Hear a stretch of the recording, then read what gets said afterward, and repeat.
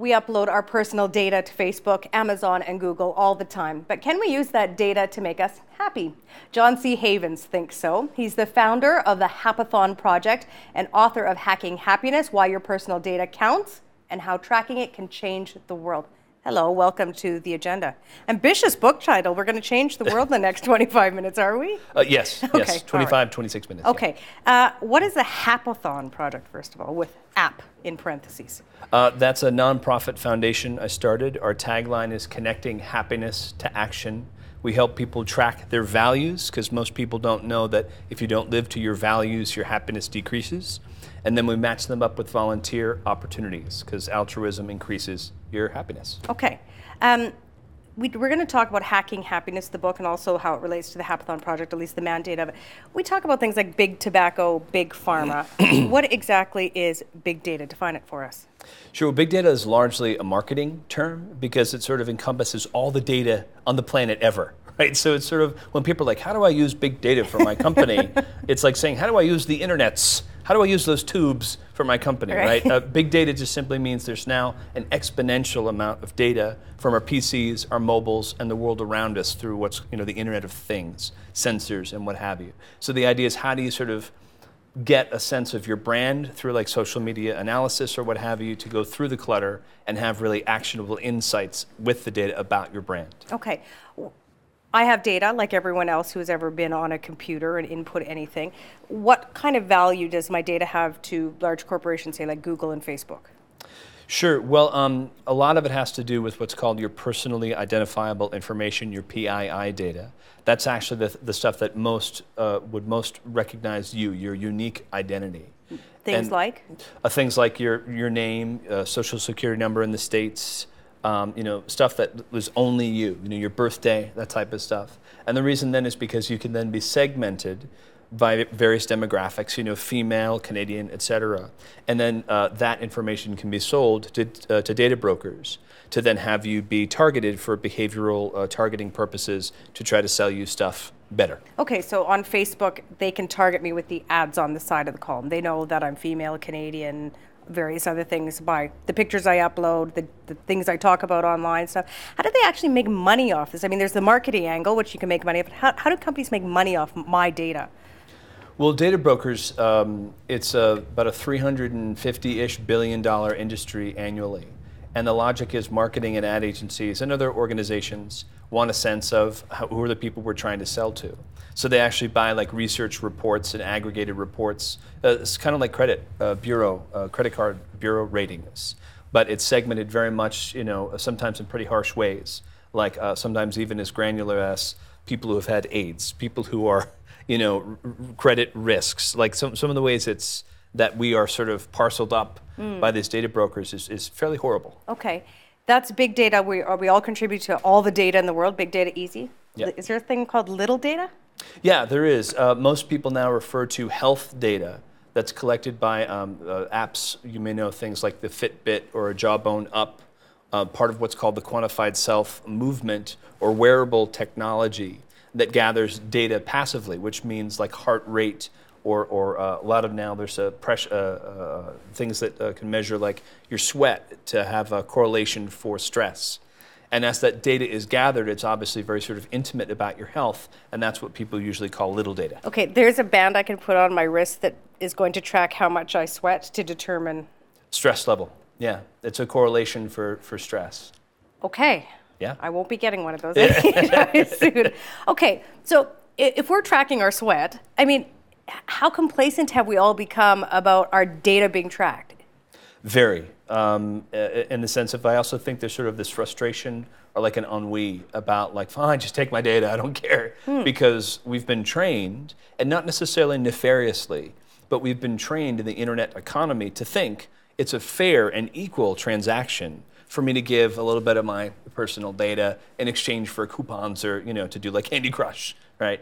But people don't realize that data can be copied, right? So the GPS location of where you are, the timestamp data of where you are, all the things you've searched recently, any information that's publicly available about you, mobile information, censored data information, that aggregates and creates essentially a digital doppelganger of who you are. We right now don't have control over what that is. Okay, there are some people who will be uncomfortable with what you just said. There are others saying, big deal. I give someone my name, my email address, my social insurance number.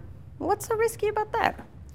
Well, I think most people think about it only as in a finite transaction. Like, what's the big deal? And I'm the same way. That's the frustration, the ennui. I think what people don't realize is actually literally a human rights violation in the sense of your identity. If I was to walk up to your house, knock on your door, and be like, hey, and take pictures of you and your kids. What's your birthday? I noticed you like to shop for this stuff and this and that. Okay, and thanks so much. Can I walk around and take some of your stuff? I'm going to go sell it. Cool. And by the way, you can't change anything about this. I'm going to paint the portrait of how you're revealed to the world, and I'm just going to keep selling it over and over and over again. I think most people would be upset in that situation. I guess the point, though, is, John, is that it's the trade-off that I know I have to make. I can't be on Facebook or buy something on Amazon or whatever unless I trade my data for the product that I want. They've kind of got me. Yeah, that's what's called a contract of adhesion, if I'm not mistaken, legally. And what that means is they've set up these great services, and they're Facebook, Google, great services. But that's the idea, that because it's so big, and because to sort of get off, these services, like, I'm going to make a statement, like, hey, Google, I'm going to turn off Gmail. You can, but it just means then that you're not benefiting from the service. So this is new paradigm of what's called personal data banks or personal data vaults, that it sort of says some of the data that's already out there, getting rid of that's a whole other industry. But the logic is, well, I want to start taking all the data that's mine and encapsulating it in a computer sort of oriented technology, so that now anybody who wants to access that data, there's a new contract that has to be formed. Okay, Facebook, you want to use my data today for what? And you sort of set up your preferences. And then as each individual time you make a transaction, electronically, this is all set up beforehand, so it's not overwhelming.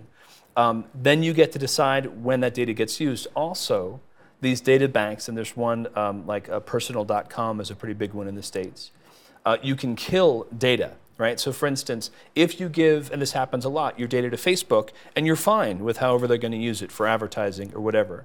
But then a third party gets access to that data. Now electronically you can know, boop, like almost a red signal type of mentality. Someone's accessing this data. You didn't give permission. You press a button and you kill it, because this is a big thing people don't touch on a lot. There is economic aspects to your data. Other people are making money off of not just your data, but the insights that come through those transactions. I feel that a lot of people will start to get mad when they're like, give me an example. Okay, so how you walk through the world today, right? You leave the studio, how you walk, how you shop. That's a unique sort of life print for who you are, right? Now, there's going to be insights about that life with brands, for instance, that for me, if you want an individual relationship with a Starbucks or whatever, great, right? But why should there be a third-party data broker that's getting the money about all the insights about where you took a right versus a left at this time, the person you spoke to if you're wearing one of these devices, that made your heart rate go up, that correlates to a positive experience. All those things, either you're not a party to it and the data is sold, or you get to be a party to it, get whatever money might transact, but also get feedback about, well, this is how you lived your life today in data, and this is how you might be able to optimize your well-being. Okay.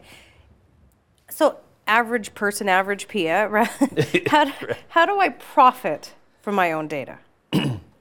There's multiple ways. Right now, I think it's great for people. Right now, people are getting used to this, what's called the quantified self movement. And this was started by Never heard of it, so explain that. Okay, that is. cool. Okay. Started by a couple of guys from Wired. One, Gary Wolf, is usually credited with starting it. And it was actually, for the past 2 or 3 years, it's been a number of meetups globally where people get together and they're trying to quantify their life, meaning they measure some sort of behavior, and a lot of times it's based on health. So for instance, if you've put on fat pants, like when you're trying to diet and you're like, these pants don't fit, that's a form of quantified self. You're sort of realizing, I need to lose weight.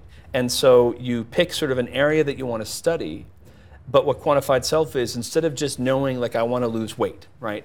you can say, I want to optimize my health. So you might track using a number of free apps or things like a Fitbit, where you can actually wear it, clipped to your jogging outfit. You can track things like pedometer, how many steps you take, caloric intake. With other devices, you can also then track your sleep. And then what happens is, instead of just saying, this is the food I eat, this is why I gain weight, you could also see things, for instance, when I get a bad night's sleep, the next day, for whatever reason, my caloric intake goes way up. So how people can benefit right now is starting to correlate, and I call it taking account of your life so you can see where your life counts. You see how these different things react to each other. It's data we haven't seen before. So there's all these apps. I mean, the app world is it's huge. It's like there's big data and there's big apps. How readily available? Can I just find this stuff easily, or is it kind of hidden? I mean, it's one thing to say, okay, go do all this stuff, but I don't even know where to start. You know what I mean? Sure. Well, the Quantified Self website is a great place to start. It's an organization, and they review apps all the time. And I think they have now, not a lexicon, but a list of like 500 apps. You can Google, if you go to the App Store on Android as well, and just type in like health apps. Many of them are free. You do want to be careful, always check how they're collecting your data. But for instance, what I keep telling people is just download a couple, get used to this idea of tracking yourself. And most people find it's pretty fun. And also the Pew Internet folks in the States did a great report where they showed that there's an accountability, right? There's a sense of, instead of a workout buddy, you sort of have an app that it's not really condemnatory. It's sort of a reminder of like, hey, you took this many steps yesterday, why don't take a few more? And people are actually getting healthier when they actually are tracking their life. Technological innovations, I mean, have long scared humanity. Every time a new thing comes out, there's always this fear factor. Put big data into that context. I mean, how important would you say big data is compared to other famous technological inventions? Well, it's a marketing term that people have started to use in the sense of data. As long as data's been around, there's a bigness to it. We just haven't tracked it in the ways that we can now. I think in terms of how important it is, it's not just the data itself, it's how you decide to track it, it's how you decide to analyze it. And really what I talk a lot about in the book is this algorithmic aspect to data. That the people who create the algorithms to try to make sense of this mass of swirling data, they all have a bias, right? It doesn't mean, again, that it's evil, but it may be a bias, we're building an app to make money, as compared to a bias if we want to build an app to help people. But these algorithms get to know our behavior patterns, and then like on Amazon, when you buy a book, if you never pick a horror book, and this is helpful, right? The algorithm knows, okay, John never reads horror. But the question there starts to do with also bigger, larger human and cultural and ethical issues. So maybe the first couple of weeks, for whatever reason, you're on Amazon, you didn't pick a horror book. Will you never see one again? You may. I'm not trying to question Amazon's algorithms, but now when you start to live your life, depending on the algorithm for the app you've chosen or wearable or what have you, will you not meet certain people because there was a preference to not meet, Republicans if you're a Democrat in the States? These are questions I bring up in the book. There are a couple of sectors you talk about where technology could have a significant impact. So I want to go through a couple of them. Healthcare sector. Yeah. Healthcare, passive data is this thing that really has been transformational. This may be, to your earlier question, one of the biggest aspects of this big data sort of trend, which is normally when you had to track your health, you might have to stop and like take your pulse, right? Or your heart rate, for instance, you had to go to a doctor who had the right tools to measure it. Now there's an app you can get on your phone. There's dozens of them that can measure your resting heart rate all day, unless your battery dies. So this idea also, it can be linked directly to your doctor or healthcare or insurance company, and your heart rate can just be a constant stream kind of in the background, and you don't have to do anything except not turn off your device or lose the battery. So what that means is now you can start getting a text, from your cardiologist saying, go to the hospital now, right? You're going to have a heart attack. You're going to have a heart attack. I have a buddy who created an app that can, or a technology that can email a person 6 hours before they have a heart attack. You're kidding me. No, and I always joke, like, that's a tough email to send, like, dear Bob, so sorry, but go to the hospital later today. That's not going to freak anyone out. Yeah. You know, on the one side, okay, your cardiologist can let you know that, maybe you should stop running this big jog that you're on because your heart rate's going up. Yeah. This, did you mention insurance companies, which maybe I don't want that data being sent to the insurance company. So there's an upside and downside to this one. Yeah, no, it's a great point. I mean, technology, I always say it's not good or evil. It's like a stick. I can build a fire and keep us warm, or you could beat me to death with it, right? So the thing about, like in the States, I wrote about this for a Mashable piece I wrote. Allstate has a really interesting app. It's very effective, called the DriveWise app. It's a piece of hardware that you can put in your car, and it measures how you drive. And if deemed by Allstate you are driving safe and well, you get a lower insurance rate. So this same type of thing would correlate to your health, right? If you work out, if you take good care of yourself. But the question there is not as much Big Brother-like surveillance, but more in the sense of, are people realizing the intimate nature of the data they're realizing? Instead of it being, I took a picture of myself on Facebook with a lampshade on my head in college, this is going to be, I have a heart condition that normally I wouldn't want to reveal to a future employer, but the data, even if I'm not realizing it, aggregated from a couple different sources, right? My heart rate data that maybe I tweet, out, hey, I had a good run today, can run through some kind of HR, system years down the road, and someone can realize, oh, he has a pre-existing condition. Right, and this is this little data that people are excited to share right now. It's great in terms of having that accountability with friends, like for being a better runner. But this is the type of thing I remind people, be aware, this is why it's so precious to you, is that this can be revealed in ways that you aren't thinking. Okay, another area where this could have significant impact, government policy. So run us through that one. Sure. So in 1968, Robert Kennedy gave this great speech, which is now called the Beyond GDP speech, Beyond Gross Domestic Product. Sure.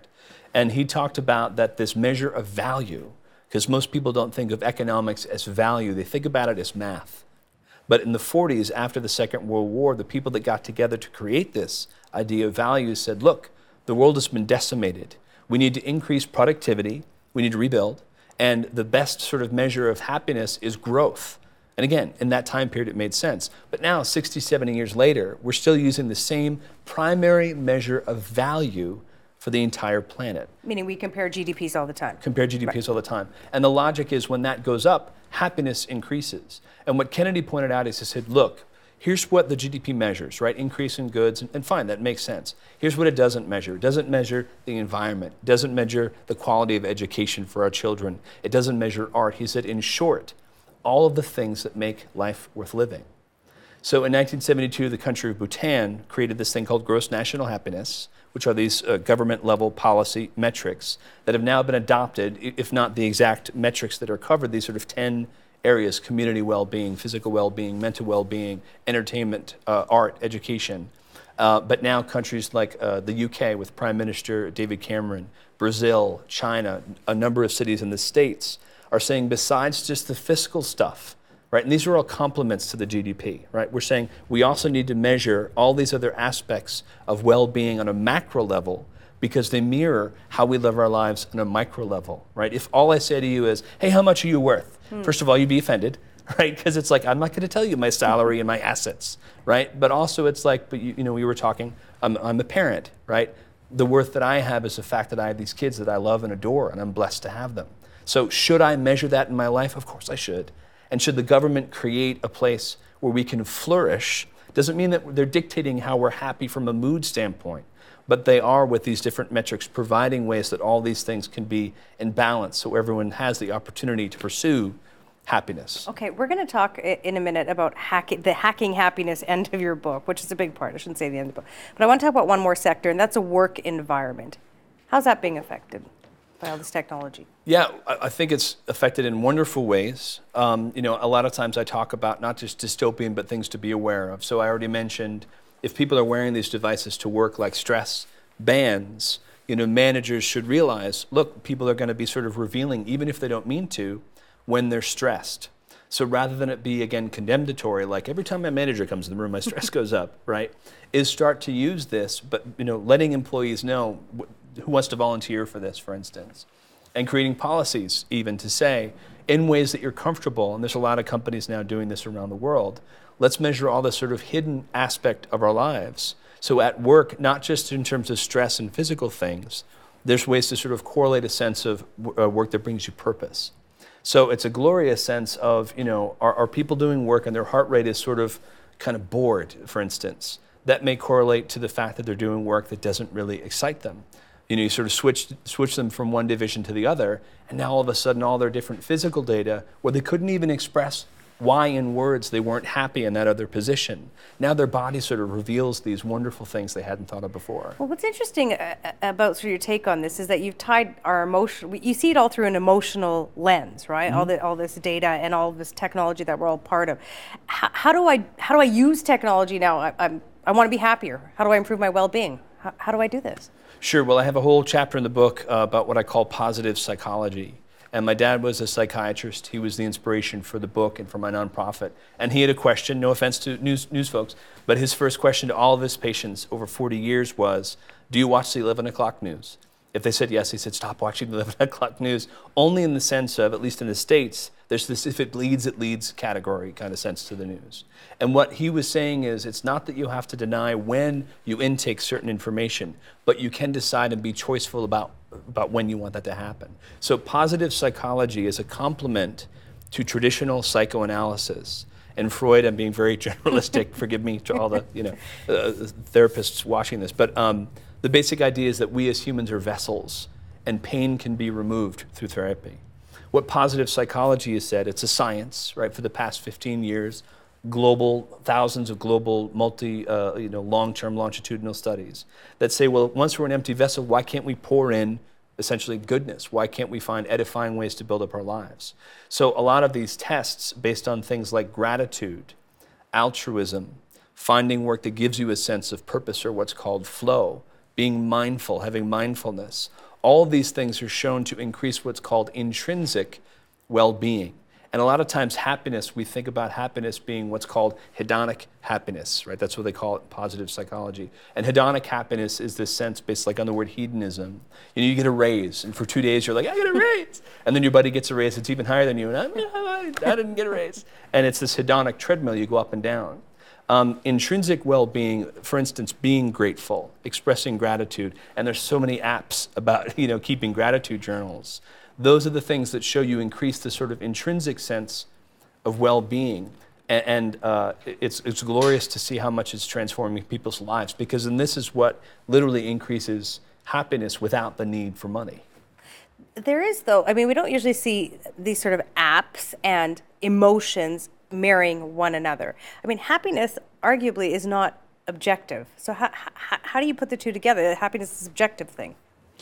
Yeah, it's a great question. I think for me, what I didn't realize as much before I got into this work was this idea of this hedonic happiness, right? We all have different things, going to see a certain movie, going to a carnival, like in general, most people would be happy. But again, it's somewhat ephemeral and mood-based. Intrinsic happiness, you may not be, like unicorns and rainbows, right? But intrinsic happiness might be, for instance, like athletes. This idea of flow is that if you're doing the work you feel you were built to do, you can sit for 8 hours and look up at the clock and not even realize a second has gone by. And athletes, at the midst of a long marathon, halfway through the marathon, they don't look happy. They're sweating buckets, they're miserable, right? But they're in the midst of this flow state. And that type of thing, apps can start to measure aspects of the sort of physiological data surrounding emotion. But again, emotion's great, but intrinsic well-being is really more about expressing gratitude, being altruistic. And in the moment, you may not realize you're happier, but a lot of times it's after, where you realize, because I just gave 2 hours of time, my self-esteem, that's what altruism does, it raises your self-esteem. And you can actually measure through things like an MRI, that there's oxytocin and dopamine increase in your brain, which is the physical representation of happiness. We began our conversation talking about maybe, the negative sides of why corporations want my data. They want to market to me. They want me to buy things. They want me to spend money on their products. Why would corporations and government, what's in it for them? Why would they be interested in making me happy? I think there's a ton of reasons. I think a lot of the reason I'm trying to be so forceful in the book about protecting data is we have entered this sort of frustration and ennui stage where it's like, just take it. And people don't realize, no, it's not just about this nefarious surveillance state. It's like, look, you can find this information about your life. Who are you with that brings you a sense of joy? At work, what's the work that you do that brings a sense of purpose?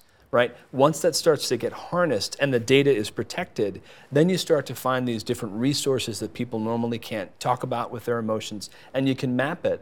And so then, for instance, a city, like the city of Somerville, Mass, or in London, right? They're doing all this great work. You can start to see, where is there a lack of balance in different areas? So for instance, why is this one community always stressed? Why are they manifesting physical stress? And then you do a subjective well-being survey, and it turns out they're freaked out about security, because security is a high correlation for stress. So you add more police to that area. It's very actionable, the data, right? And then you take a second measurement, and you see people feel more relieved and happy now that that extra police force is there. So for governments, it's incredibly actionable, and there's a transparency to it. So it's not just, the NSA is watching me and I'm terrified. It's no, we have to be responsible to you, because now we have these 10 different metrics that we're measuring to prove we want to increase your well-being, not just your wealth. So there's transparency, same with corporations. I want to thank you, because often we have these conversations about emerging technologies and data, and it leaves me in this state of fear. Like, I've just got to throw my computer out the window and delete. This tells me that I actually want to engage and just take more ownership over it. So thank you for coming in. Yeah, my pleasure. Thanks for having me. Support Ontario's public television. Donate at tvo.org.